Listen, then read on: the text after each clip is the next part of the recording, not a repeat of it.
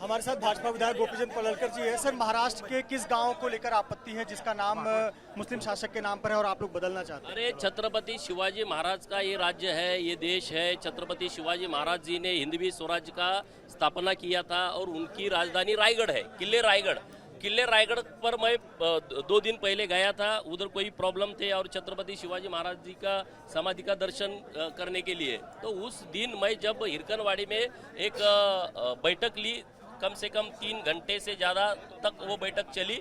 वो रायगढ़ पोर्ट के सभी आजू बाजू के गांव के लोग उधर आए थे और उसमें मेरे ध्यान में ये आया कि वो छत्र निजामपुर ग्राम पंचायत का नाम है। छत्र निजामपुर, अरे निजाम का इधर रिश्ता क्या है? महाराज जी का वो किला है, महाराज जी की वो राजधानी है। कई साल महाराज जी उधर रह चुके हैं। उनके बाद धर्मवीर छत्रपति संभाजी महाराज उधर रह चुके हैं। उस फोर्ट छत्र निजामपुर ग्राम पंचायत के अंतर्गत होना ये हमारे लिए अच्छा नहीं है, ये दुर्दैवपूर्ण बात है।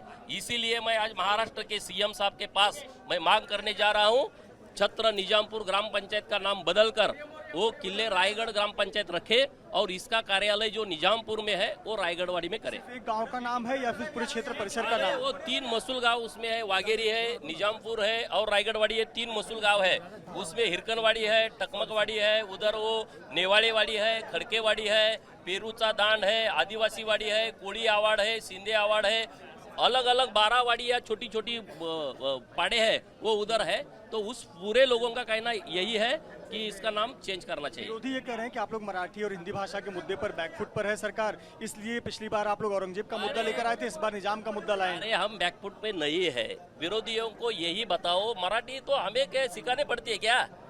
हम महाराष्ट्र में जन्मे हैं तो हम माँ के पेट में ही मराठी सीखते हैं। इसके लिए विरोधकों ने हमें बताने की कोई जरूरत नहीं है।